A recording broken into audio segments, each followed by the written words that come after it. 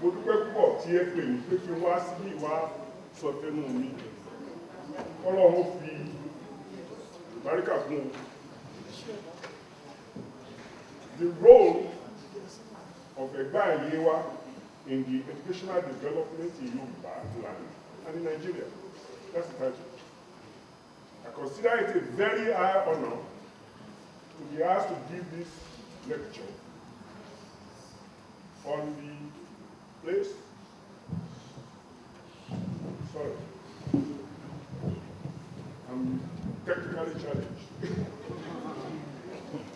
On the place and role of Egba-Yewa people in the development of the Yoruba nation and consequently of the country of Nigeria, especially in the area of education.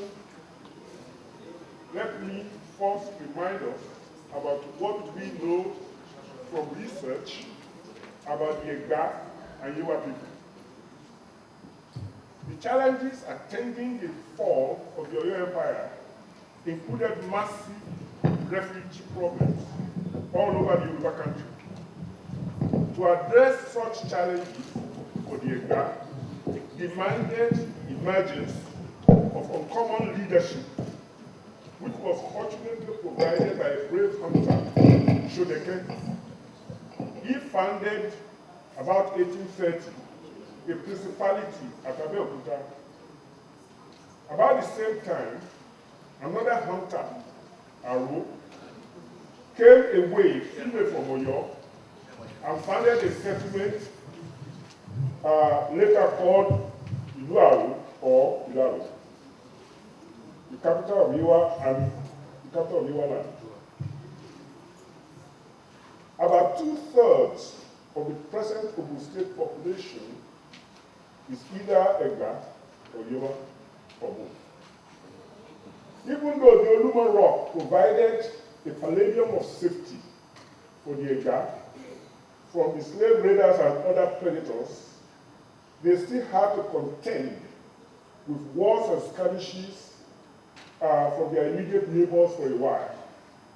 And so, with this Abiakala providing superior military leadership, Egba became a major force by 1864.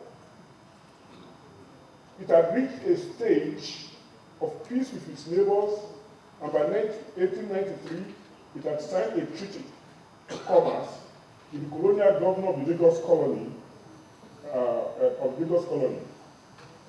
In 1898, the Egba United Government was formed as a federation of Ake, Okeona, Gbagura, and Owu.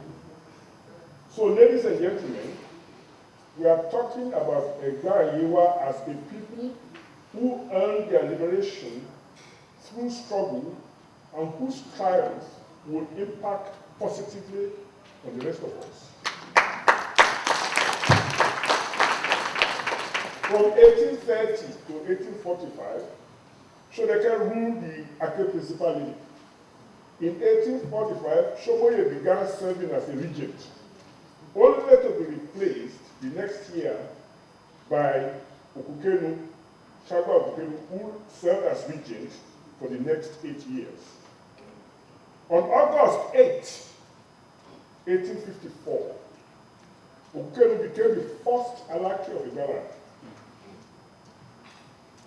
The dynamism that transformed Okukenu from a regent to Alaki will manifest itself repeatedly, not only in Abeokuta, but also in the rest of what is now Ogun State, in Western Nigeria, and in Nigeria. It is noteworthy that exactly 44 years after that, on August 8, 1998, Oba Egba-Yewa I began his reign as the Alaki. This August 18, and that wasn't the end of it.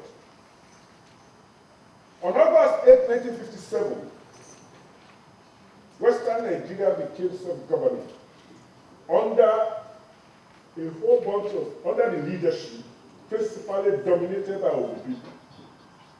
They are, among them, Awolowo, Owókọ̀yà, Ọba Aládàpọ̀ Adébọ́lá, Adégbénró, Rósìjì, Rotimi Williams, Adébọ̀, and Odebi, among many others. You can now see the legitimate basis for the Egba national anthem that says, "Lórí òkè òun pẹ̀tẹ́lẹ̀, ibẹ̀ la gbé bí mi sí o, ibẹ̀ la gbé tó mi dàgbà o, lábẹ́ o."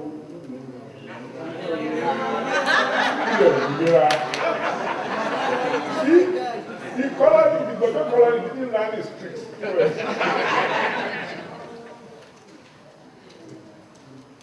What Sojeke and Lisa be represented to the Egba is precisely what Aro and Orona represented to the Yewa people, at least up to the point of Christian evangelism. Before that, traditional religion had held sway, punctuated only here and there by Islam. The question will naturally arise as to how all this came to pass, how everything came together for these people. What were the human development factors that had served the Egba-Yewa people so well?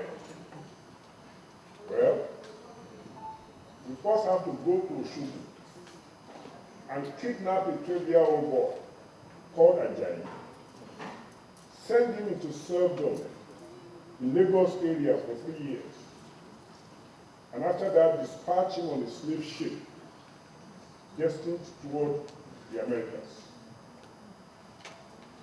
But if only that slave ship would get intercepted by British frigates, then our Ajayi would be set free in Sierra Leone.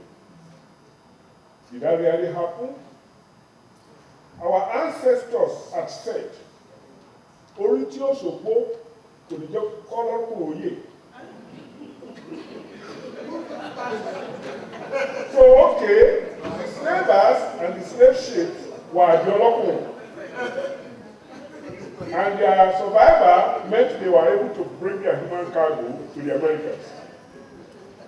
But in Ajayi's case, the Olokun did not make it to the Americas. Ajayi found himself in a supportive community in Freetown. He became schooled in languages and Christian theology on his way to becoming the first African bishop of the Church of England. The tripod of Abeokuta, Eko, and Ibadan was not only good for cooking emancipation ideas, it had started as a launch pad to Christian evangelism, hosting missionaries like Townsend, Hindra, and of course, our own Ajayi, now called Bishop Ajayi Crowther. It is little wonder that the very first church built in Nigeria was St. Peter's Cathedral at Ake.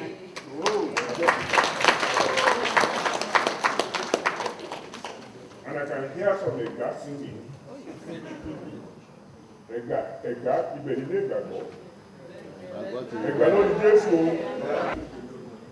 And hence, church-run schools spread the benefit of literacy across the land, almost like wildfire.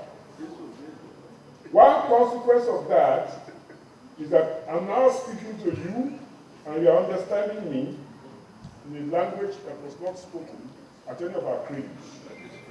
The first personality that I could associate with Egba-Yewa were Bishop Aboyade Cole and Reverend D.M. Fafunwa of the African Church. And that was the late 1940s and early 50s. About the same time, though, I was to go to school, and guess what book I had to read?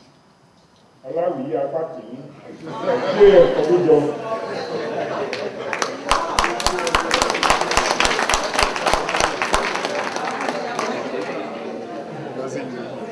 I was visiting Nigeria in 1980 and had to meet with Professor Bafakuwa, so I asked him, "Bob, Reverend D.F. Afua? He said, oh, that's my uncle. Aha. Your uncle? I wasn't surprised. The resemblance was there.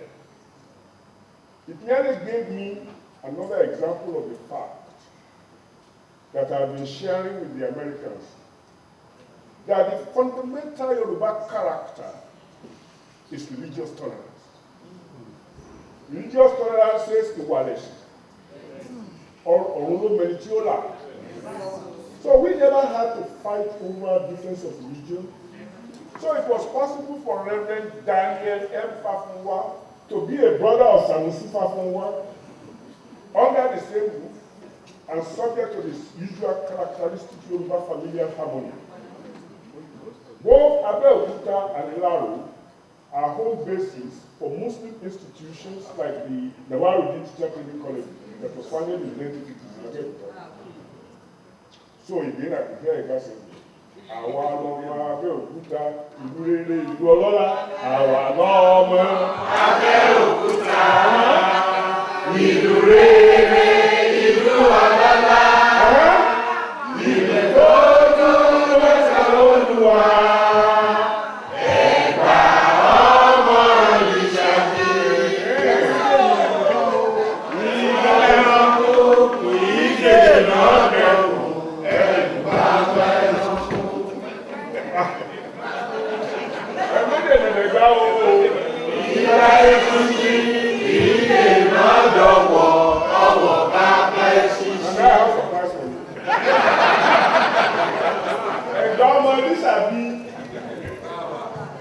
Brings a lot to forth. The very challenges that confronted the Oyo Empire and scattered its content all over the land, all over the Yoruba country, may have also stirred up the homogenization of the Yoruba race. If you are in doubt, just listen to the different religions. I was born in Bono to parents who are actually of Kodake extraction. My father came to Bono in 1999. But many older relatives, when they see me, greet me with all kinds of